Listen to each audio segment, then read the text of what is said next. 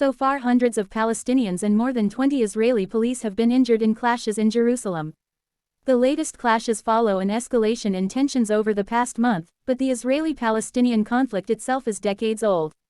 How did it start? Here are some important facts and explanations. 100-year problem. Britain took control of the country known as Palestine after the rulers of parts of the Middle East, the Ottoman Empire, lost the First World War. The area is occupied by a Jewish minority and an Arab majority.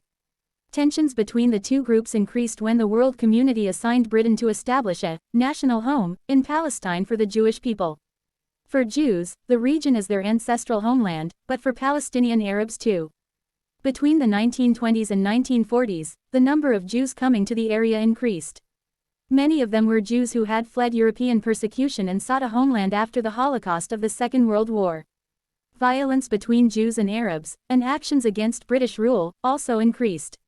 In 1947, the United Nations decided that the Palestinian territories were divided into two separate states for the Jews and the Palestinian Arabs. Meanwhile, Jerusalem is designated as an international city. The arrangement was accepted by Jewish leaders but rejected by Arabs and never implemented. The formation of Israel and the catastrophe. Unable to resolve the problem, in 1948 the British rulers left and Jewish leaders declared the formation of the State of Israel. Many Palestinians rejected it and then war broke out. Soldiers from neighboring Arab countries carried out raids. Hundreds of thousands of Palestinians fled or were forced from their homes in what they refer to as the Al-Nakba or catastrophe.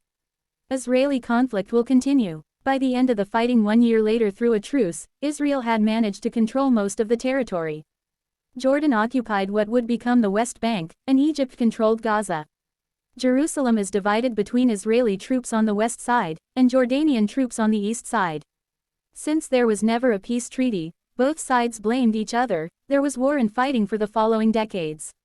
In the ensuing war in 1967, Israel occupied East Jerusalem and the West Bank, as well as most of the Syrian-controlled Golan Heights, Gaza and the Egyptian-controlled Sinai Peninsula. The majority of Palestinian refugees and their descendants live in Gaza and the West Bank.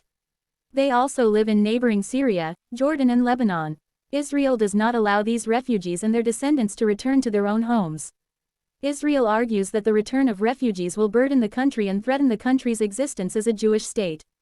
Israel still occupies the West Bank, and although it has withdrawn from Gaza, the United Nations still considers it part of the Israeli-occupied territory. Israel recognizes all of Jerusalem as its capital, while Palestine declares East Jerusalem as its future capital. The United States is one of a handful of countries that recognize Israel's claim to the entire city. Over the past 50 years, Israel has built settlements in these areas which are now home to more than 600,000 Jews. Palestinians insist the construction violates international law and is a stumbling block in peace negotiations, but Israel has dismissed this. What are the main problems? Israel and Palestine failed to reach common ground on a number of issues. Among them is what is being done to Palestinian refugees, whether Jewish settlements in the Israeli-occupied West Bank are abandoned or demolished. Another issue relates to Jerusalem, whether the two sides should share the city. And what is perhaps the most complicated is whether a Palestinian state should be established side by side with Israel. Over the past 25 years, peace negotiations have occasionally been held, but so far they have not succeeded in resolving the conflict. What are the future prospects? In short, the Palestinian-Israeli conflict will not be resolved in the near future. The most recent plan, proposed by the United States when Donald Trump was president, was rejected by the Palestinians as it was seen as leaning towards Israel and was never implemented. Any future peace agreement will require the agreement of both parties to resolve complex issues. Until there is a settlement, the Palestinian